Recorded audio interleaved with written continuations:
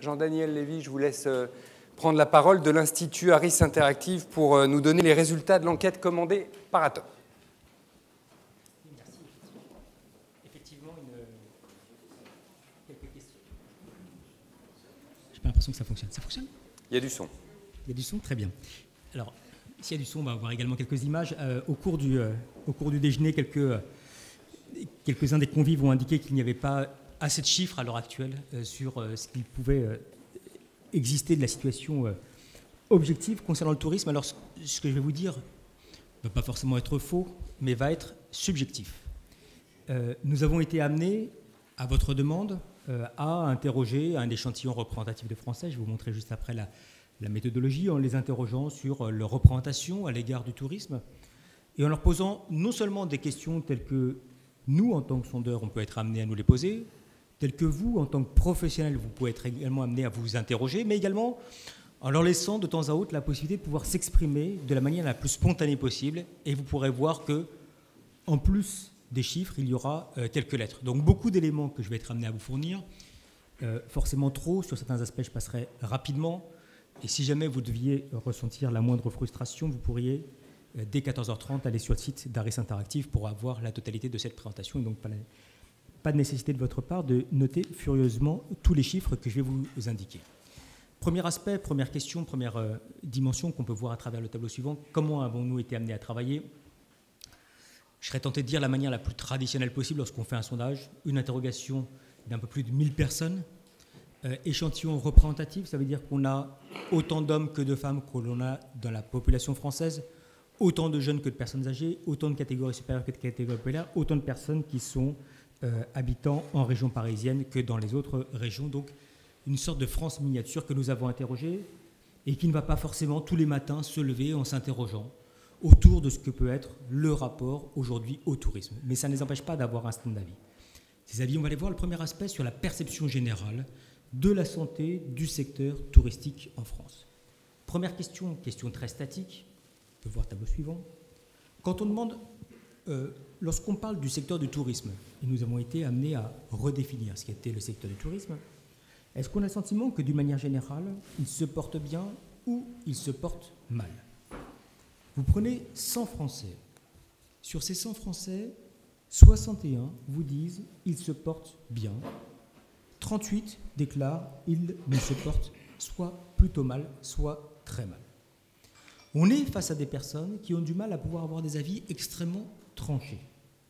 Et vous pouvez voir que uniquement 3% de la population déclare oui, ils se portent très bien, et la même proportion déclare qu'ils se portent très mal. Donc un jugement qui est un jugement plutôt positif à l'égard d'une situation, même si, lorsqu'on habite précisément en région parisienne, et il y a là une vraie différence entre les habitants de la petite et grande couronne et des provinces, d'une différence d'appréciation avec un jugement qui est positif en province et qui est globalement négatif en Île-de-France.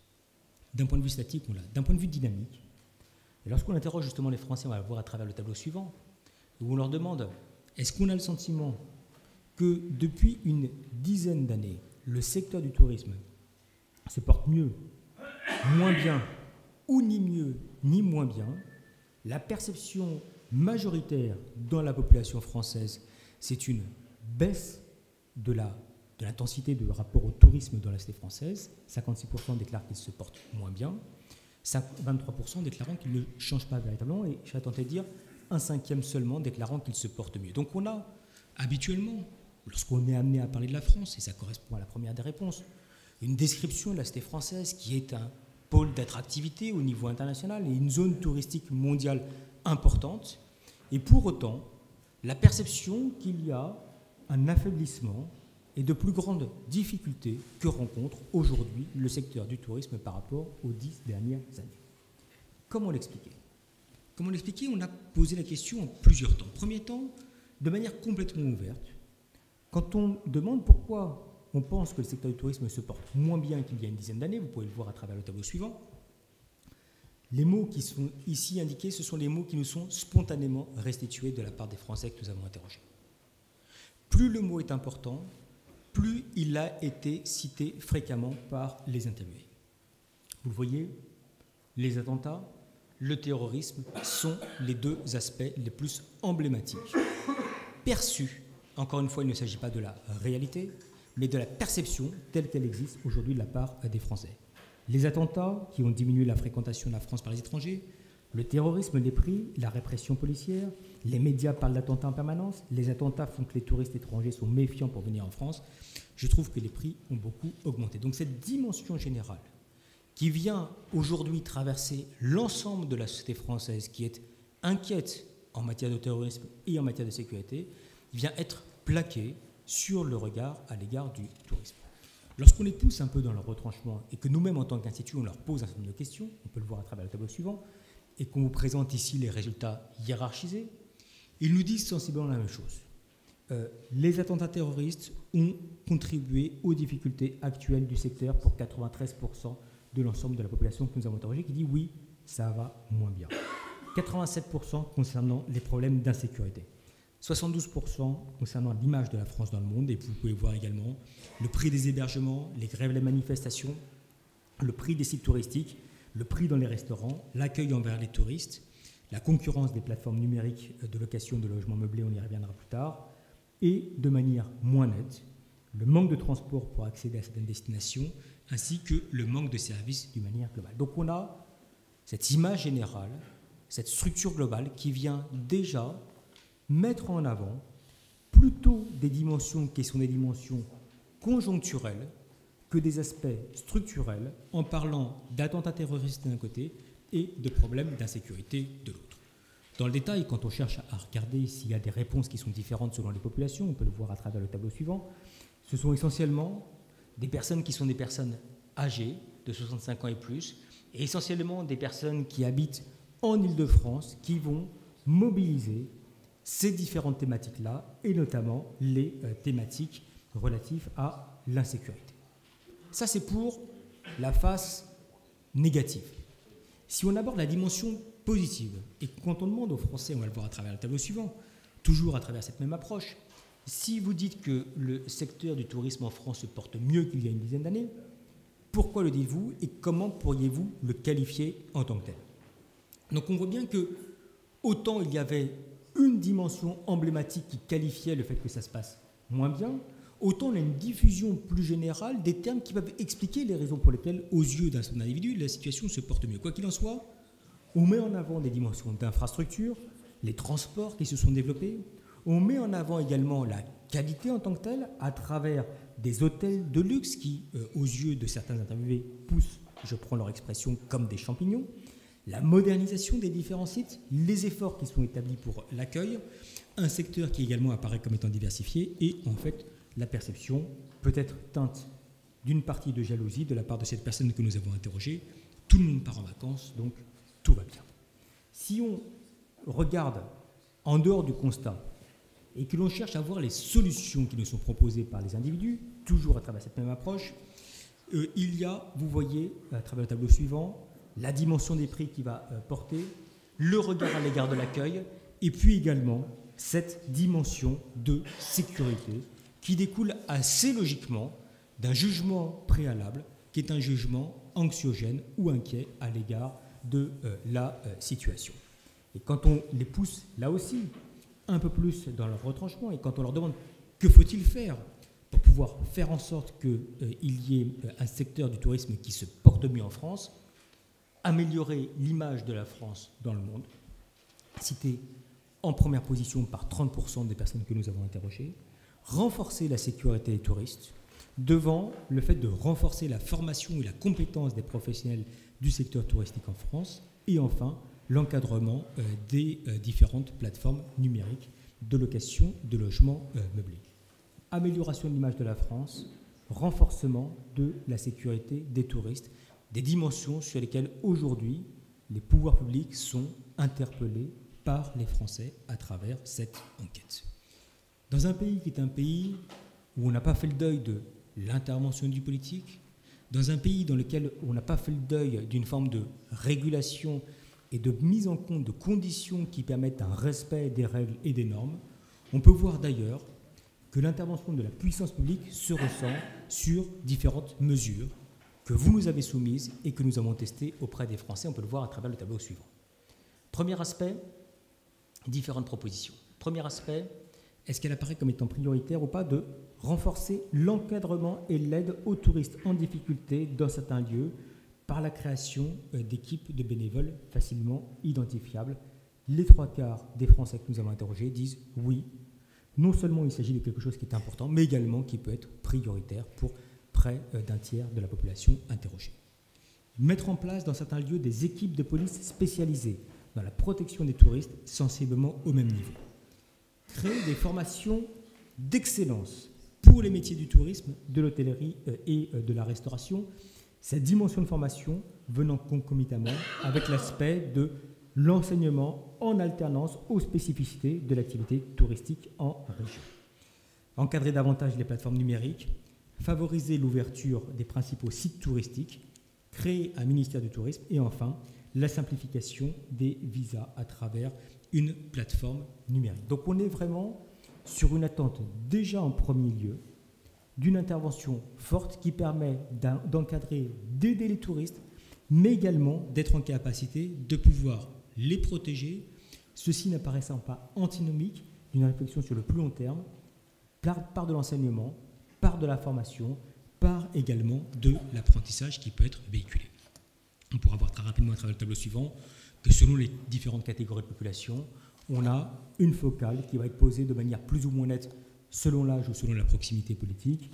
De manière nette, on peut le voir, qu'il peut y avoir une petite interrogation notamment sur la place des étrangers dans la population française et un regard qui amène les électeurs de gauche plus que les électeurs de droite à considérer qu'il faut favoriser notamment à travers les plateformes numériques. Lorsqu'on poursuit le regard, et notamment à travers un des enjeux qui vous touche, on peut le voir à travers les slides suivants, quel est l'impact perçu des plateformes de location sur les difficultés du secteur touristique? Petit rappel, on peut le voir, peut-être tableau encore suivant s'il vous plaît, merci. C'était le tableau que je vous avais montré tout à l'heure, sur lequel on est passé assez rapidement. Quand vous prenez 100 personnes, et quand vous leur demandez si d'une manière générale, la concurrence des plateformes numériques de location de logements meublés, du type Airbnb ou HomeAway, il y a ou pas à leurs yeux la perception que cela contribue aux difficultés actuelles du secteur du tourisme? La réponse est oui pour 55% des personnes que nous avons été amenés à interroger. Donc ce n'est pas la première dimension, mais pour autant, quand on la prend en tant que telle, sans la juger et sans la mettre dans la hiérarchie, on peut voir que pour une personne sur deux qui dit « oui, nous sommes face à un secteur qui est en difficulté », il y a la perception de la concurrence de ces plateformes numériques. Concurrence de plateformes en matière d'attractivité, interrogations également qui peuvent exister concernant le nombre d'emplois dans le secteur du tourisme. Et même si les Français ne savent pas précisément quel est le nombre d'emplois aujourd'hui générés par l'activité touristique, la perception diffuse, c'est qu'à travers cette activité, cela entraîne une diminution du nombre d'emplois dans le secteur du tourisme, 58%, 18% seulement déclarant qu'il y a à leurs yeux une augmentation. Ces 58%, c'est encore plus vrai et de la part de deux catégories de population, et les personnes âgées d'un côté de 50 ans et plus, et puis celles qui considèrent que l'encadrement de ces plateformes n'est pas assez fort. Il n'est pas assez fort. Est-ce qu'il doit être renforcé? On peut le voir à travers la question suivante. Selon vous, peut-être juste avant, pardon. Selon vous, le fonctionnement des plateformes numériques de location de logements meublés est-il aujourd'hui trop, suffisamment ou pas assez encadré par la loi en France? 4% considèrent qu'il est trop encadré, 43% suffisamment, et surtout, dans un pays qui attend encore une fois une norme, une intervention de la part de l'État, plus d'une personne sur deux qui déclare qu'il n'est pas assez encadré. C'est encore plus vrai de la part des personnes qui aujourd'hui ne sont pas, et c'est assez logique, des utilisateurs de plateformes. Donc, interrogation sur le rôle, interrogation et doute quant à la capacité à pouvoir créer des emplois en tant que tels, et enfin, une volonté exprimée de la part d'une personne sur deux d'un encadrement qui serait un encadrement plus important. Dernier point, dernière question.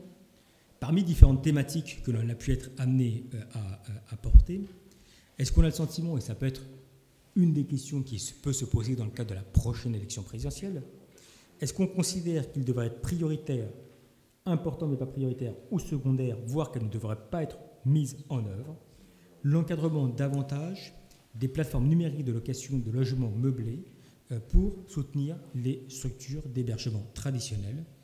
Si vous prenez 100 Français et que vous leur posez clairement cette question, vous pouvez le voir, près de 6 sur 10 disent oui, cette mesure apparaît comme étant tout à fait prioritaire ou importante, mais pas tout à fait prioritaire.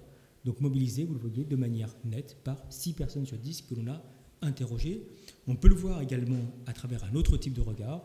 11% seulement déclarent que ce type de mesure ne devrait pas être mise en œuvre dans le cadre d'un arsenal ou de décision législative. Donc voilà, ramasser les principaux enseignements qu'on a pu tirer de cette enquête que nous avons menée, encore une fois, qui n'a pas la vocation et qui n'a pas la prétention à être un regard d'expertise, mais qui est plus dans le cadre de la confrontation que vous pourrez avoir avec les citoyens et dans la manière dont les différents acteurs peuvent avoir à l'esprit cette représentation de la part des individus aujourd'hui, que nous sommes dans un climat où on va dire la France est un pays qui est un pays de tourisme en tant que tel, est un pays qui malgré tout rencontre des difficultés depuis un certain nombre d'années et au cours notamment des différentes conséquences que l'on peut entrevoir des attentats en tant que tels, qu'ils n'ont pas forcément fait le deuil qu'il puisse y avoir des progrès qui puissent être évolués et qui puissent être engagés, mais que ces progrès visent déjà à rassurer les touristes sur les conditions d'accueil, les conditions de sécurité qui peuvent leur être portées. Et comme les Français ont du mal à pouvoir complètement probablement s'extraire de cette forme de demande, on voit bien qu'aujourd'hui, une des premières demandes dans la cité française, quelle que soit la question, c'est rassurez-nous concernant les attentats et concernant la sécurité. Et peut-être qu'avec l'idée que peut-être que si on arrive à un peu plus encadrer, un peu plus sécuriser les touristes, on arrivera soi-même en tant qu'individu, en tant que citoyen français, à pouvoir être un peu plus rassuré et un peu plus en position de sécurité. Merci Jean-Daniel. Quelques questions qui, à mon avis, s'imposent, en tout cas que je me suis posées, et évidemment, vous pouvez ajouter les vôtres, notamment par le biais des SMS. Si je comprends bien, le point de préoccupation principal, c'est la sécurité. Donc, ce qui vaut pour les Français dans leur vie, vaut aussi pour le sujet du tourisme en général. Absolument. Dans toutes les enquêtes, on voyait depuis de nombreuses années que le chômage était la première préoccupation des Français. Depuis 2 ans, et notoirement depuis cette année, à la suite des différents attentats que l'on a pu voir, il y a une attente d'action en faveur de sécurité, de sécurisation des biens et des personnes sur le territoire national, que ce soit d'une manière générale, mais également concernant les risques d'attentats, avec une médiatisation qui a été extrêmement forte, avec un climat qui est un climat aujourd'hui anxiogène, et avec également, ce que nous renvoient les Français, c'est également ce qu'ils entendent à travers les médias et les grands médias de masse, une difficulté économique qui est liée aux attentats, des annulations qui sont effectuées notamment après les attentats ou les phénomènes de tension sécuritaire dans la cité française, et qu'ils véhiculent de cette manière-là. Donc il y a une forme de cohérence complète entre ce qu'ils vivent dans le cadre de leur vie quotidienne et la manière dont ils projettent les raisons pour lesquelles aujourd'hui, notoirement, mais pas uniquement, le secteur touristique rencontre des difficultés par rapport à il y a quelques années. Et donc ça retrouve évidemment une table ronde de ce matin. Ce matin, on a eu une table ronde sur l'attractivité de la France et la question du prix est venue, mais elle est venue de manière assez brève. Visiblement, dans la tête des Français, le prix égale pouvoir d'achat égale si ça pouvait être moins cher, ce serait drôlement mieux.